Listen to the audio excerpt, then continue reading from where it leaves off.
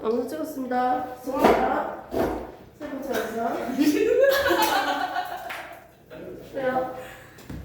교체했다고요? 저 교체 다 깎았는데. 자, 보겠습니다.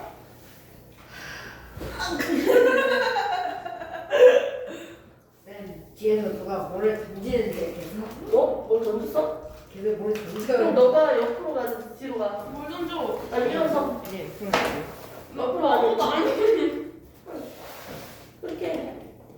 그러면 민아 피해도 잘 보이고 오빠도 편안하고 맞지? 그럼 되겠다.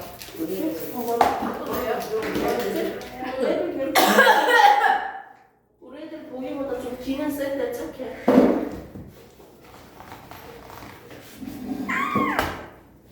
좀 뭐야? 좀 웃기네.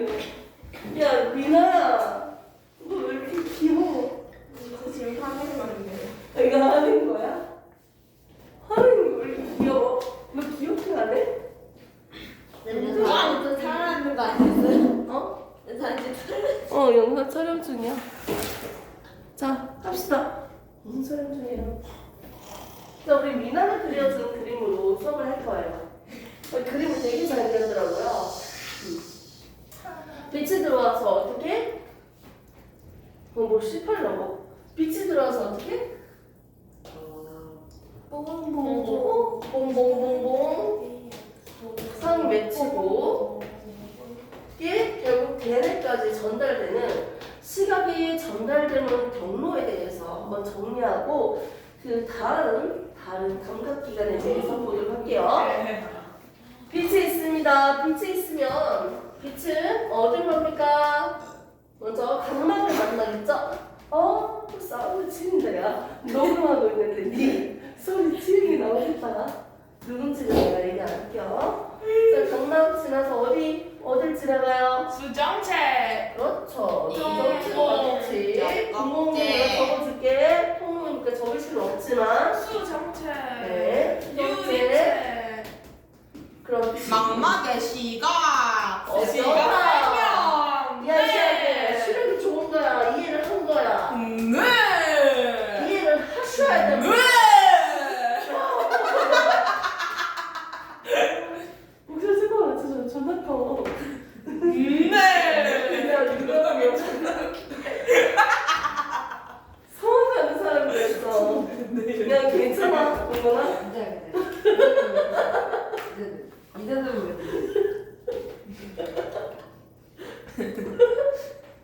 이대로 괜찮은 거야.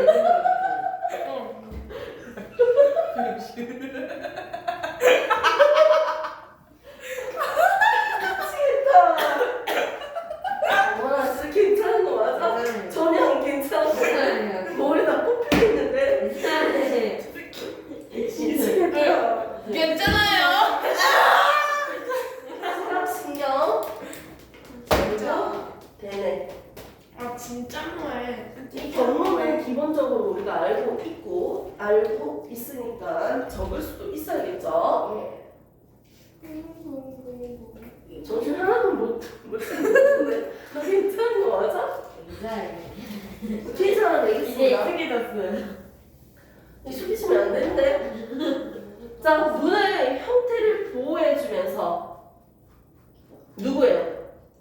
눈을 보호해준다. 가장 바깥측에 있으면서. 막막. 가장 바깥층. 눈을 보호해주는 거 누구야? 왜 했다면서? 누구야? 몇 공마. 다른 안쪽에 있어서 시각세포들이 있다. 시각세포들이 다 안쪽에 있다. 망막. 중간에 있는데 어둠 상처 역할을 한다. 어둡게 한다. 막막. 어둠 상처 역할을 한다. 색소 있어서. 맥락막. 자, 얘 누구예요? 수정체. 그렇지. 보니까 바로 알아보잖아. 우리 미나 그림.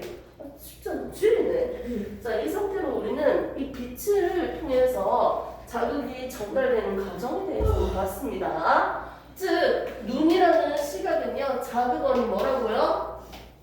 빛이에요. 빛을 통해서 자극을 전달할 수 있는 거죠. 그래서 두 번째, 눈 말고 또 뭐가 나올까요? 귀 한번 볼까요? 변곡점이 있는데 피부도요, 피부. 넘기고 귀를 한번 볼게요. 피부는 나중에 할게요. 귀 먼저 할게요. 뒤에는 귀. 아니 애기들이 감기 걸리면 진짜 열이 잘 안 떨어지는 경우들이 있거든.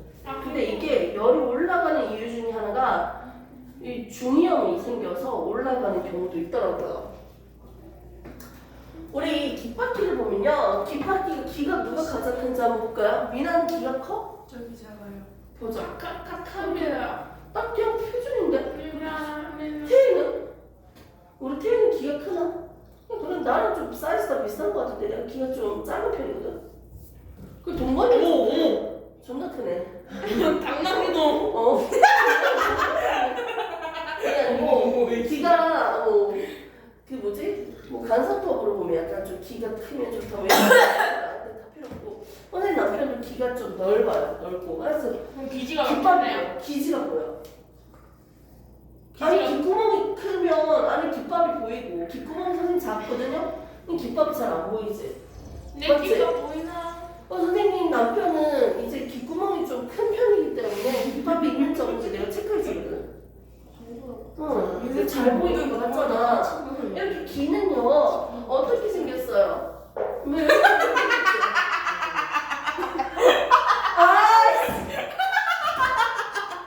너무 신기하면 안 돼, 미나야. 미나요, 왜 방구를 끼고. 야, 너무 시끄러우면 안 돼.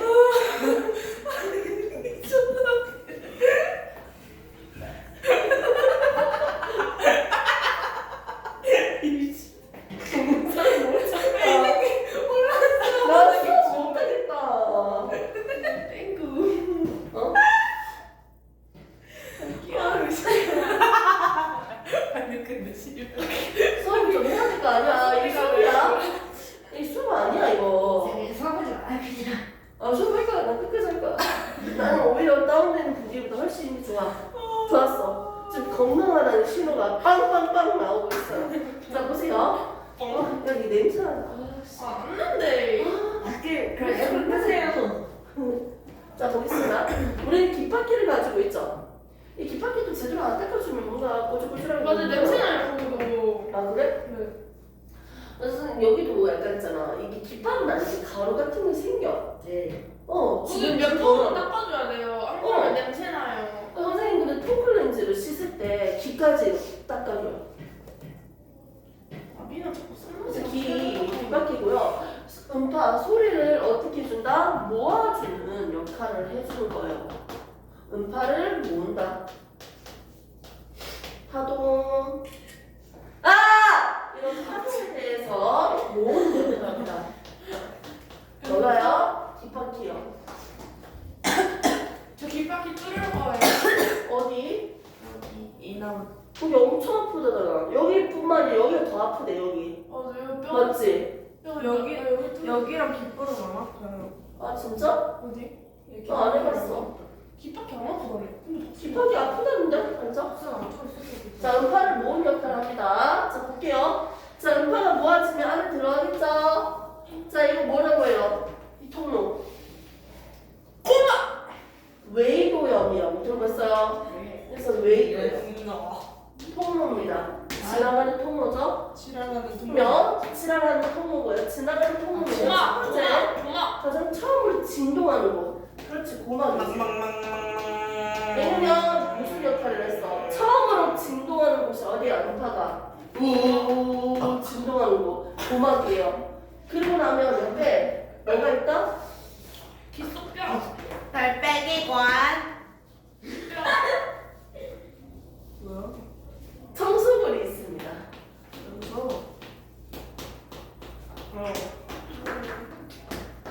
또는 교과서에 안 나왔는데요. 귓속뼈라고 하죠. 청소골이라는 게 없는데요. 귓속뼈라고 했잖아요. 아하. 뼈예요. 뼈는요, 이 소리의 진동을 어떻게 준다? 증폭시켜줍니다. 진동을 증폭, 크게 만들어준다는 거지. 이렇게 옆에 있는 녀석에서 이게 뭐야? 달팽이처럼 생겼지? 달팽이가 지금 내가 천천히 적는 이유는 뭐예요? 이거 지금 정리하고 외우라는 거죠. 지금 딴 생각하면 안 돼. 지금 이때 딱 보고 외워야 돼. 천천히 하는 이유는 그거밖에 없어. 그럼 여기 뭐야? 여기는 그 뭐지? 달팽이관. 정전기가 정말 길어. 그 위에 있는 거 방고리가 그렇지. 방골이 몇 개 있어? 8개. 세 개가 슈슈슈슈 있지. 세 방골이가 이라고도 하죠. 귀가 없으면 중심을 못 잡아요? 힘들지. 그래서 실험을 합니다. 개구리 새끼 들고 와서 내 정전기관이랑 방골이관을 좀 망가뜨려 놓고 놔두면 중심을 못 잡아요. 아니. 근데 어떻게 중심을 못 잡냐? 얘는 회전을 담당해주고요. 회전한다. 얘는 중심이에요. 기울기. 그래서 우리가 얘가 어떻게 생겼는지까지 구체적으로 볼 건데 여기 한 개 더 있어요. 안쪽 기압과 바깥 기압을 압력을 조절해서 기가 멍해지잖아. 높은 곳에 올라가면 비행기 안에서도 침삼키면 된다고 하잖아. 맞지? 압력을 갖게 조절해주는 유스타키오가 나 진짜로. 또 다른 말로는 기인두가 아니라죠. 존나 지랄하네. 기인두가 이거만 적겠습니다. 됐습니까? 네. 그리고 달팽이관 옆에 이렇게 신경으로 가는 거. 뇌신경, 청각신경, 맞죠? 그리고 어떻게? 결국 대뇌로 가겠죠. 자, 소리가 어떻게 전달되는지 그 경로를 한번 볼게요. 처음에 음파가 발생했어요. 자극원이 뭐다? 아 하고 있는 파장이에요. 공기의 파장, 소리, 음파, 파장인데 음파로부터 출발하면 귓바퀴에서 음파. 소리를 이렇게 모으겠지? 그러면 어디로 가요? 웨이도를 지나서 고막으로 가서 고막에서 처음으로 최초로 진동을 하죠?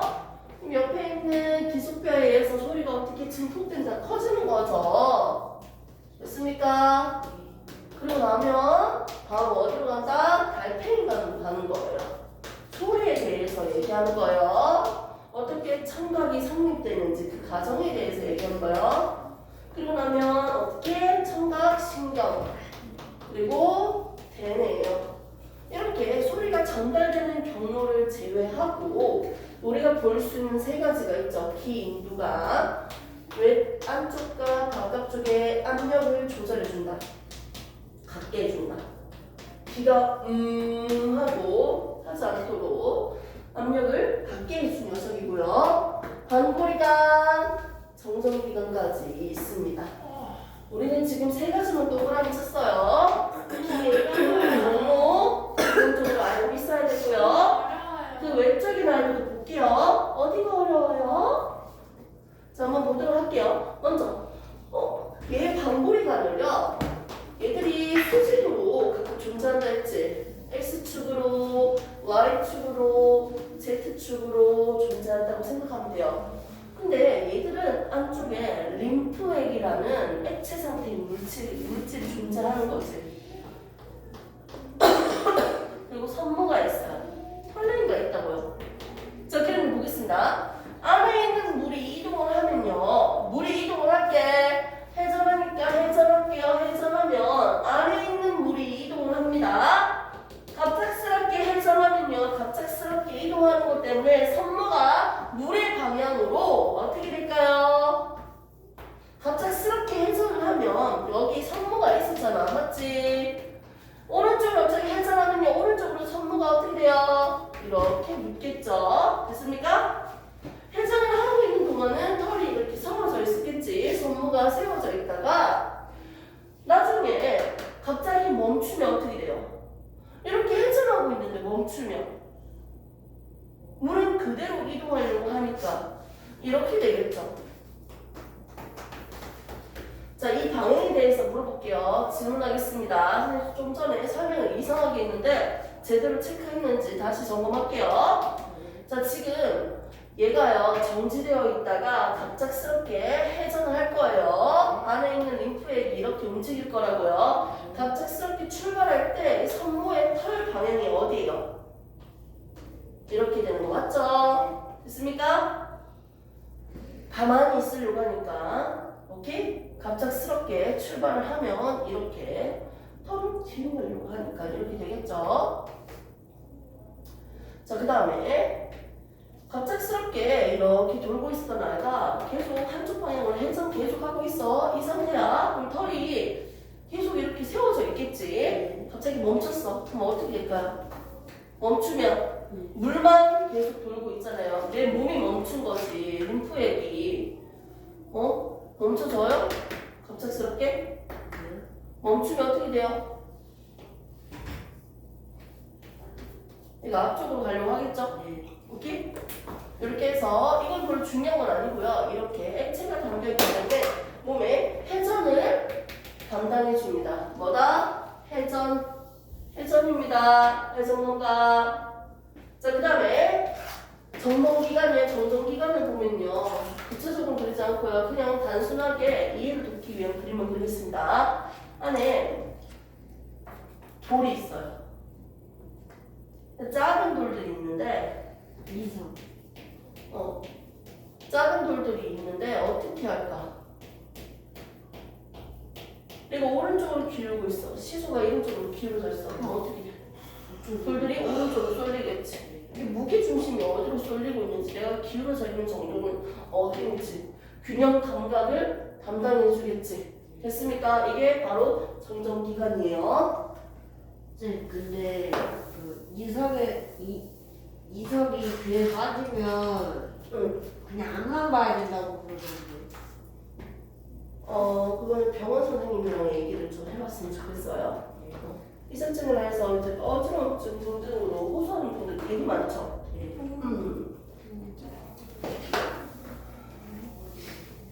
이렇게 해서 우리는 기에 대해서 지금 봤습니다. 자, 귀는요 자극원이 음파였어요. 눈은요 빛이었어요.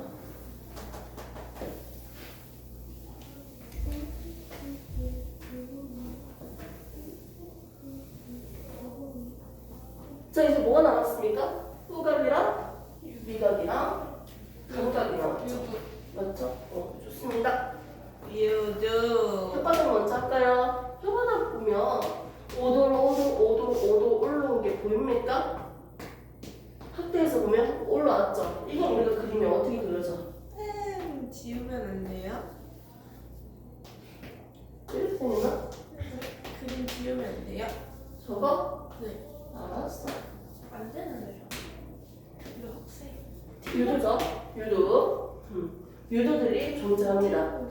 유도들이 존재하는데 이 옆에 보면 마세포라고 해서 막봉우리가 존재합니다. 그림을 한번 책에 있는 그림도 한번 보도록 할게요. 뒷면 넘기시면 나와있죠? 132페이지에 오른쪽 밑에 보시면 그쵸? 132페이지에 아니야 그 몰래 책인 거예요. 이거 책 내가 복사하지 않는 거야. 보시면 132페이지 오른쪽 밑에 보시면 이렇게 있습니다. 유두라고 해서 옆에 보면 마세포가 있고요. 막봉우리. 마세포가 존재하기 때문에 어떻게? 마세포에서 액체형 물질로 우리가 아이스크림을 먹는데 어머 달달하다. 아이스크림 맛은요 되게 달콤하고 단맛이 나고요. 짠맛도 있고요. 오케이? 액체형 물질에 대해서 자극원으로 받아들입니다. 어머 내가 얼음을 먹잖아요. 아이스크림 먹는다 하더라도 애들 다 녹죠?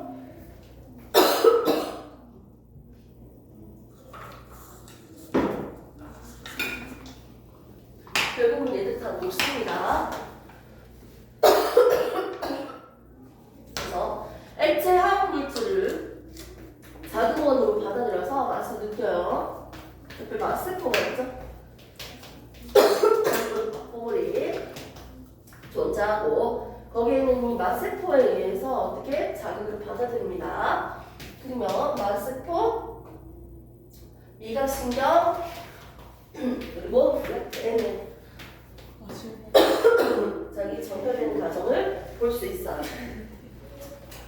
자, 귀도 봤고요, 눈도 봤고요. 이게 면접하면 안 돼요? 너무 많은 거 배우면 집중이 안 될 것 같아요.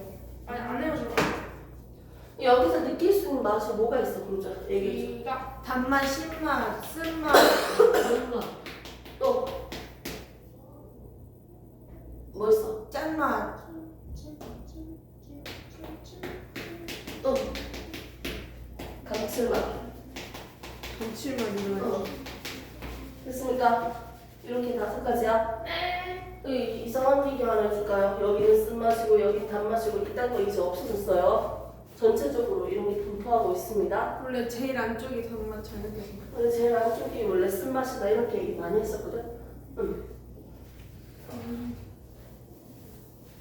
한번 볼까요?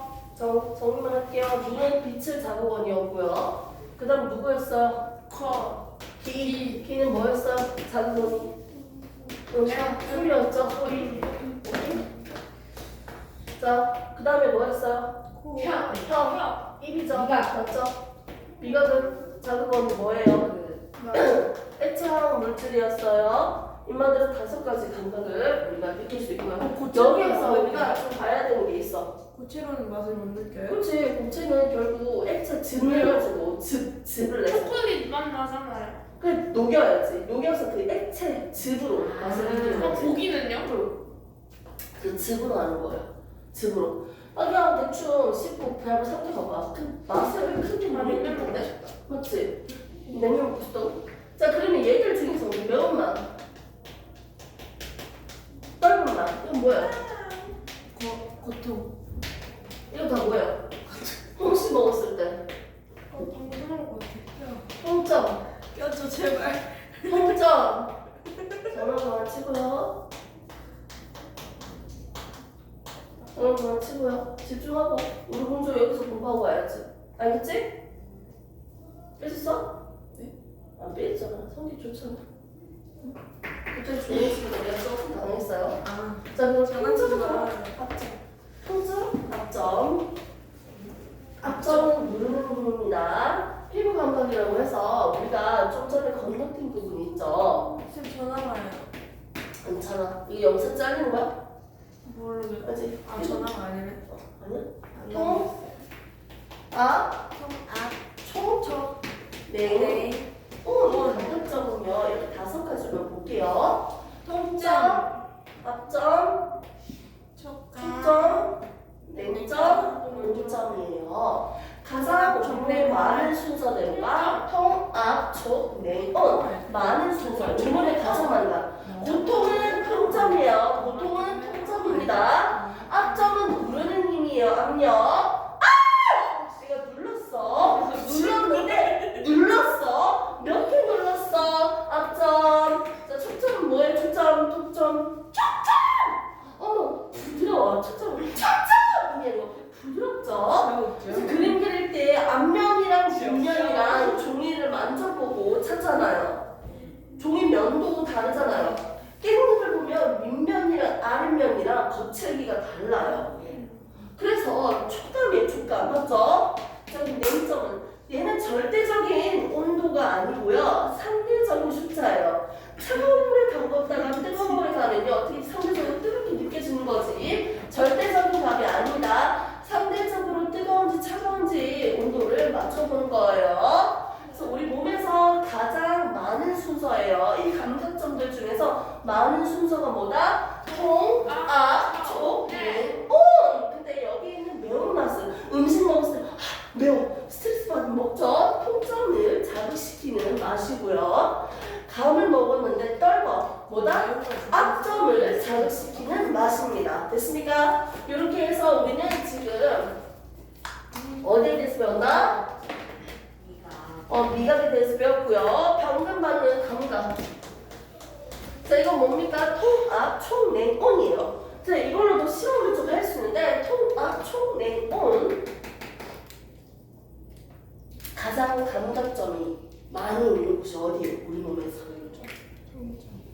부위. 피. 어디가? 입술. 손끝, 발끝. 그 말 그쪽에 원래 많대. 그쪽이.